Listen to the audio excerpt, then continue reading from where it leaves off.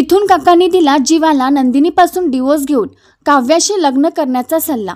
तर लग्नानंतर होईलच प्रेम या मालिकेच्या आजच्या भागामध्ये आपण पाहणार आहोत जीवा हा बाहेर काव्याच्या आठवणीमध्ये रमलेला असतो। त्या फार्म हाऊसवरती काव्याने आणि त्याने घालवलेले सर्व क्षण त्याला आठवत असतात आणि त्या दोघांच्या एका फोटोच्या मागे जीवाने काव्यासाठी कविता लिहिलेली असते। ते सगळं त्याला आठवत असतानाच मिथुन काका त्याच्या मागे येतात आणि तीच कविता जी त्याने फोटोवरती लिहिलेली असते ती म्हणायला सुरुवात करतात। ती कविता ऐकल्यावरती आणि मिथुन काकांना तिथे बघितल्यावरती जीवाला एकदमच शॉक बसतो। म्हणजे हे सगळेजण फार्मर्सवरती येण्याच्या अगोदरच जीवाचे काव्याचे फोटोज, गिफ्ट, ग्रीटिंग्स सर्व काही मिथुन काकांनीच लपवलेलं असतं आणि त्यांनाही माहिती पडलेलं असतं की जीवाचं आणि काव्याचं एकमेकांवरती प्रेम आहे।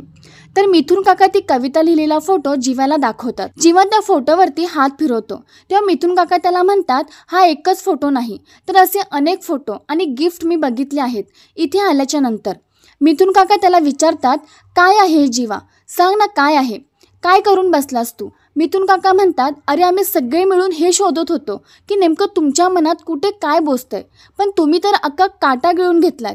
अरे तुझ्या आई जीवाचं रान करते, माझ्या जीवाच्या चेहऱ्यावरती हसू कधी येणार, माझ्या काव्याच्या डोळ्यातलं पाणी कधी आटल।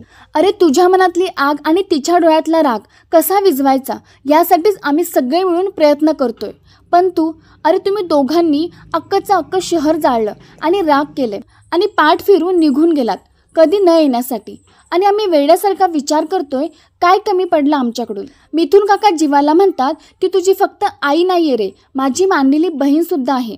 तुला मला एकदाही सांगावंसं वाटलं नाही का? आता मी माझ्या बहिणीला काय सांगू, तुझ्या आईने मला इथे का पाठवलंय? मला म्हणाले मिथुन भाऊजी माझ्या लेकरांचा संसार मार्गी लावा, आणि आता त्या माई माऊलीला मी काय सांगू? बोल जेव्हा मी काय सांगू? संसार यांचा मार्गी लावा म्हणजे कुणाचा, तुझा आणि नंदिनीचा की तुझा आणि काव्याचा? जीवा हे सगळं फक्त ऐकत असतो तेव्हा आता मिथुन काका त्याला चिडून म्हणतात, मी सगळ्यांना जाऊन सांगतो, मी पार्थला सुद्धा सांगतो, तू काव्याला डिवोर्स दे म्हणजे तू आणि काव्या जाऊन लग्न करा। तर आता मिथुन काकाच्या बोलल्याच्या नंतर जीवा नेमका काय करेल? तो नंदिनी सोबत डिवोर्स घेऊन काव्याशी लग्न करेल का हे आपल्याला येणाऱ्या भागात पाहायला मिळेल। त्या सिरियलची अशीच पुढची अपडेट बघण्यासाठी व्हिडिओला नक्की लाईक करा आणि चॅनलला सबस्क्राईब करा।